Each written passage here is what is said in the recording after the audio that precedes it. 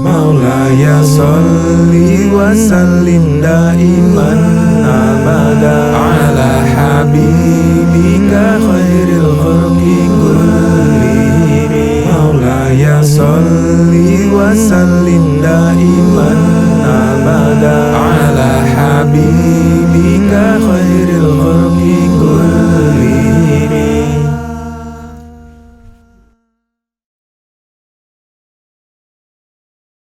Kaitan dengan masih sholat ya, tentang sholat.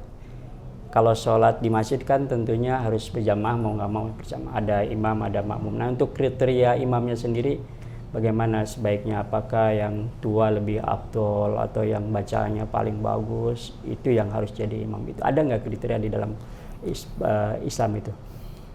Di dalam At-Taqriratus Sadidah, ahaqqun nas bil imamah al-wali. Ya. Yang paling berhak jadi imam pertama adalah al-wali, yaitu wali. Maksudnya ahli wilayah, orang situ, Pimpinan ya? ya artinya orang situ, pimpinan yang sebenarnya nggak mesti pimpinan tapi dituakan. Dituakan itu dalam arti begini, walaupun dia masih muda tapi dia min ashabil fadilah, dia punya kelebihan, maka itu dianjurkan untuk menjadi imam. Ahaqqun nas bil imamah, orang yang paling berhak menjadi imam.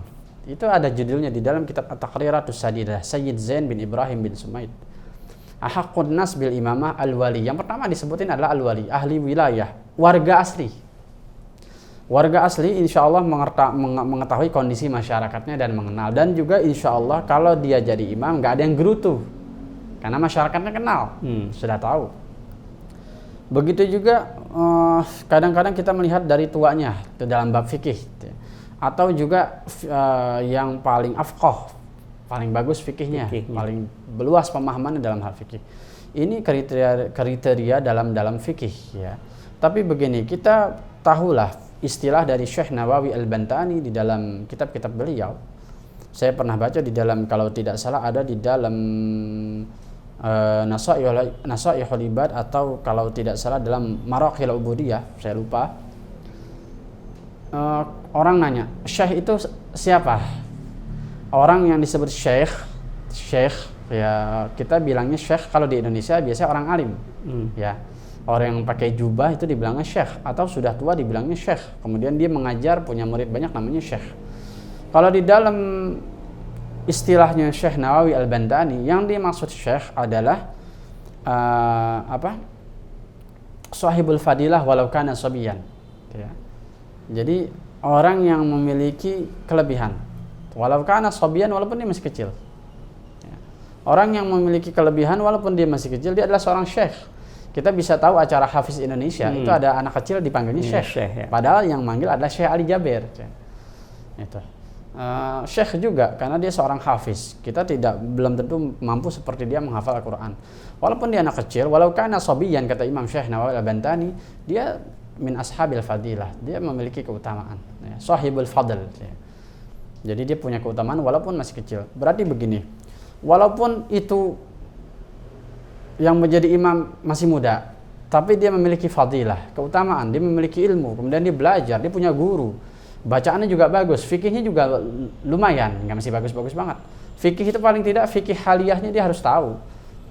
Nggak mungkin seorang yang belajar, apalagi misalkan sudah dipanggil ustadz di lingkungannya, dia nggak tahu yang namanya syarat rukun jadi imam dan lain sebagainya.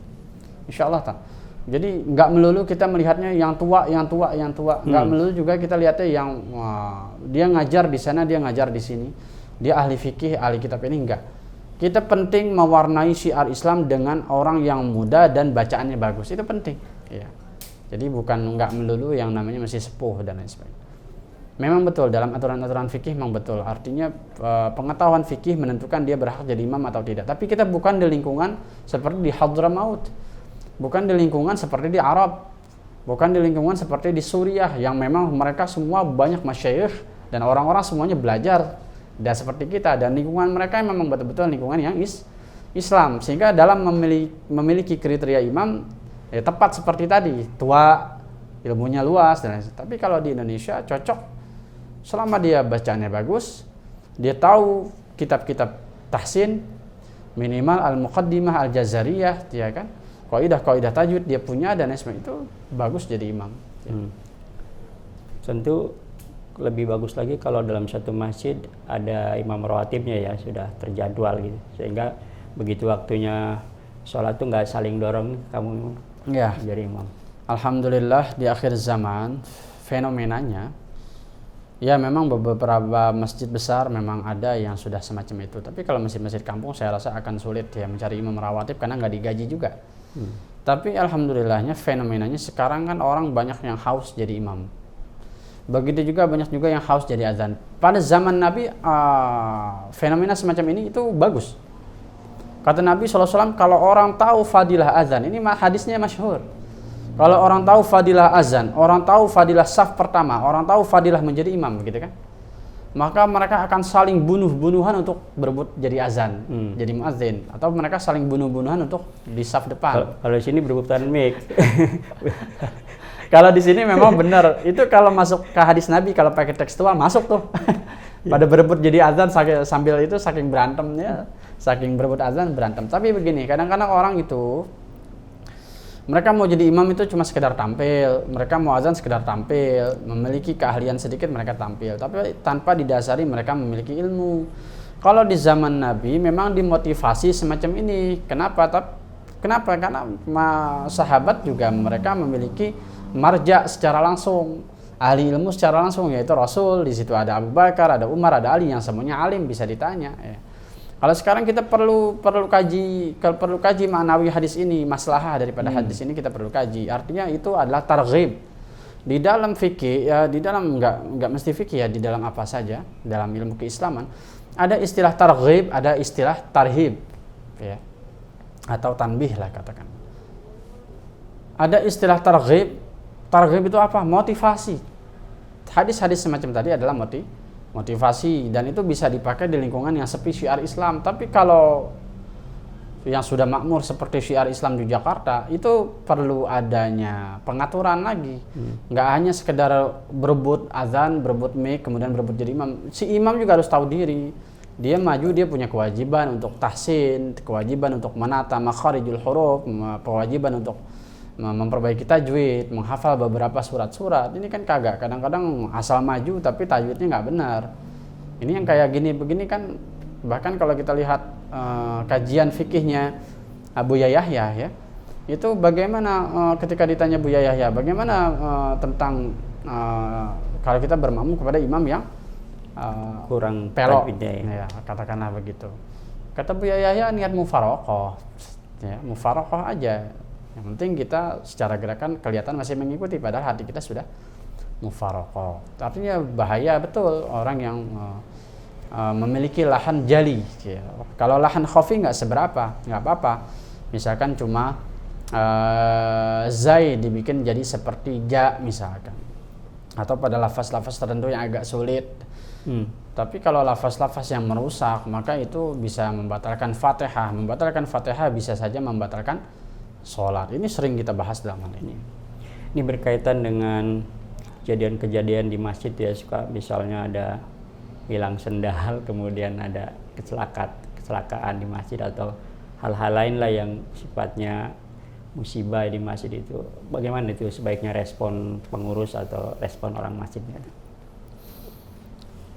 Ya, memang masyarakat, segambaran dari masyarakat. Masyarakat itu apa sih? Masyarakat itu kan sebetulnya musyarakah. Musyarakah adalah perserikatan. Perserikatan berarti adalah korelasi atau kecocokan, ya, atau ketersambungan antara atas dengan bawah. Itu masyarakat. Maka kita pihak-pihak masjid juga perlu adanya penataan, ya, di dalam tempat atau bangunan atau apa saja fasilitas yang perlu kita sediakan untuk keamanan. Begitu juga masalah tertib, anak-anak terjatuh dan lain sebagainya, kita harus antisipasi. Ya. Disinilah perlunya kadang-kadang polisi masjid seperti askar di Makkah dan segala macam. Ini jarang yang punya. Ya, polisi masjid ini jarang yang punya kalau untuk mengatur anak-anak. Jadi ada memang diperlukan beberapa orang yang memang tidak langsung ikut berjamaah, tapi dia mengawasi, anak-anak itu juga perlu, karena dia juga ibadah. Habis itu dia selesai imam rakaat terakhir, dia kemudian sholat, bisa saja kayak gitu. Atau bahkan dia bisa sholat sendiri, tapi kan dia dalam keadaan berjihad. Ya.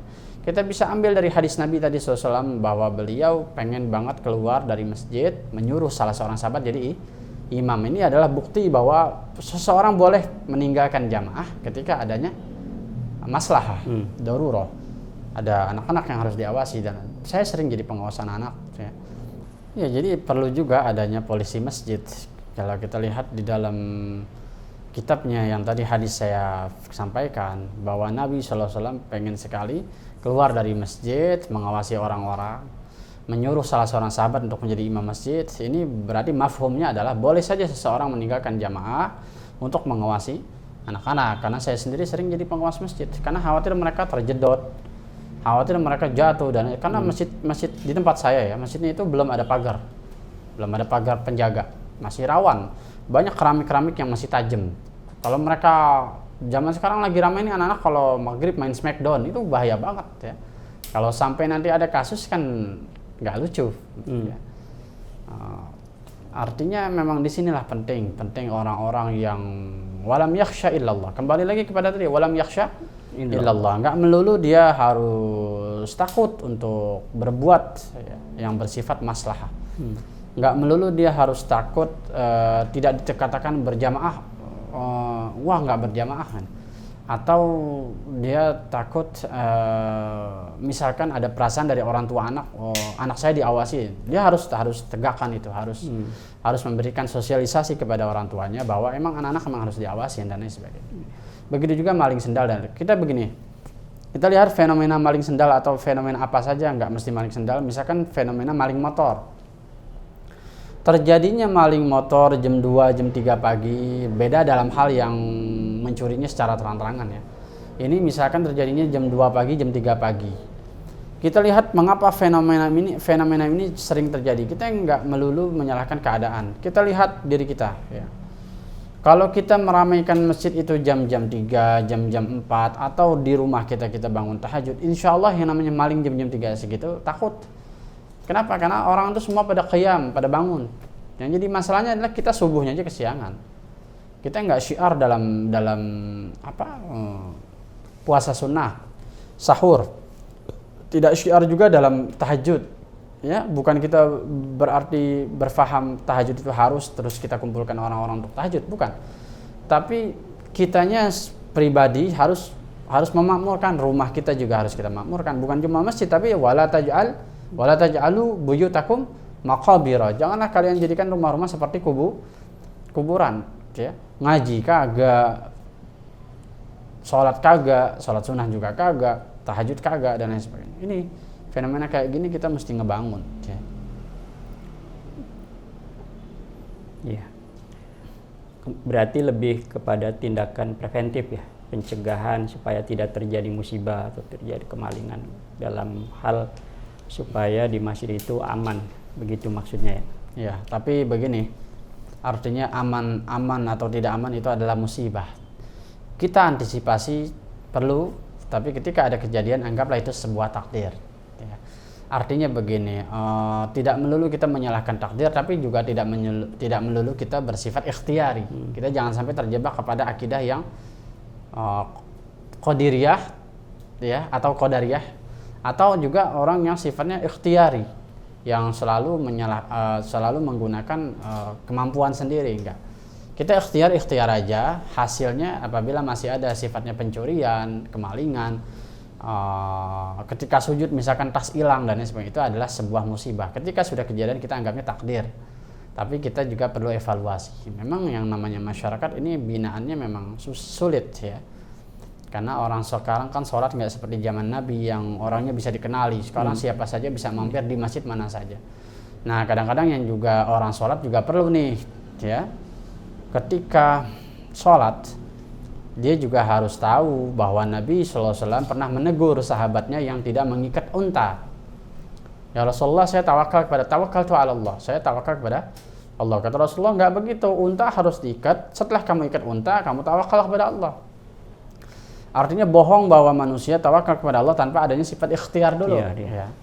Artinya begini, ketika kita naruh tas, maka kalau kita yakin tasnya suci, terus enteng, bisa dibawa sholat, kita bawa aja lagi sholat bawa tas, kan bisa.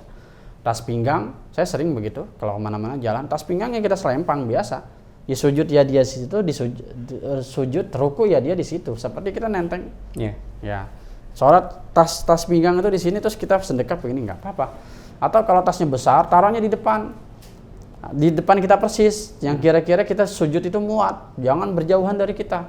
Atau kalaupun memang terpaksa berjauhan, karena memang mungkin tidak memungkinkan naruh tas di depan, boleh taruhlah di depan yang kira-kira kelihatan sama mata. Bisa diawasin berarti ya? Bisa diawasi. Bagaimana hukumnya misalkan mengawasi dengan mata? Boleh, nggak apa-apa. Ya. Itu jatuhnya seperti sholat khauf ya, sholat khauf ya. Walaupun ini nggak ada hukumnya di dalam fikih sholat khauf semacam ini nggak ada ya. Sholat khauf itu gambarannya perang ya. Tapi dalam arti begini, artinya boleh-boleh saja kita sholat jangan kaku ya. Jangan kaku. Yang dimaksud dengan khusyuk itu bukan semacam kita kemudian takbir merem lalu tiba-tiba masjidnya bisa meledak, kan enggak. Khusyuk itu juga bukan berarti kita kemudian fana hilang seperti orang thariqat, enggak. Iya. Artinya itu tetap masih terkendali, terkontrol. Betul, ya. artinya kita boleh bahkan kita mengawasi anak kecil saja boleh. Kita lihat hadis Nabi SAW ketika Sayyidah Aisyah kemudian satu waktu pernah ikut tahajud bersama Rasul SAW, sholat di rumah. Rasul sholat, kemudian Aisyah ngikut. Karena Aisyah ini badannya kecil, ramping.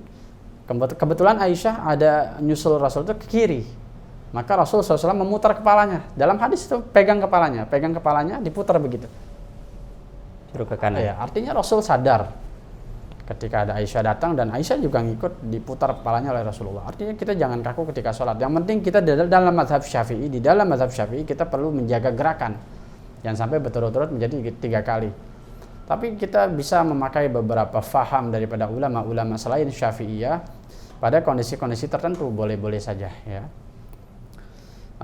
Dalam masalah tas juga kita perlu misalkan mengawasi atau bahkan motor, kendaraan. Kita kan bisa saja sholat di tempat yang misalkan kita sedang dalam perjalanan, tempatnya nggak aman, kan boleh-boleh saja kita sholatnya kita menjauh dari jamaah, kita sambil ngawasin motor, boleh-boleh saja, nggak ada masalah. Semua itu adalah bentuk tawakal kepada Allah Subhanahu wa taala. Semuanya bentuk tawakal. Ya, jadi biarpun sholat tetap kita dalam kondisi menjaga harta kita ya, yang kemungkinan dikhawatirkan ketika kita sholat hilang akhirnya kita nyalain sholat gara-gara sholat nih saya. Betul. Sendalnya hilang. Karena tidak ada keluasan di dalam berhukum. Ini penting, keluasan di dalam berhukum. Banyaknya kita mencari ilmu, pengajian, kemudian kita bertanya kepada para guru, itu penting ya. Ngaji itu penting. Artinya itulah keluasan daripada ilmu kita harus milik.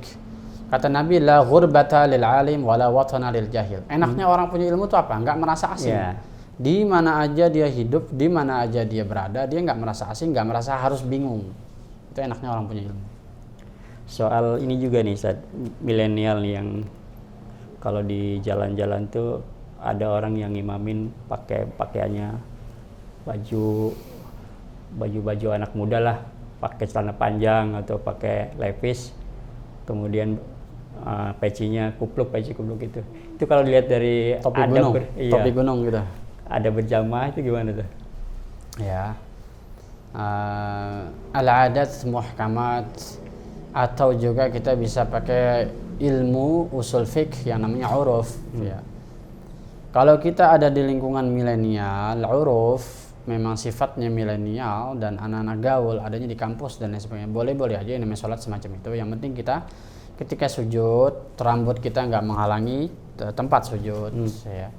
Karena sahlai aja menghalangi sujud tidak sah.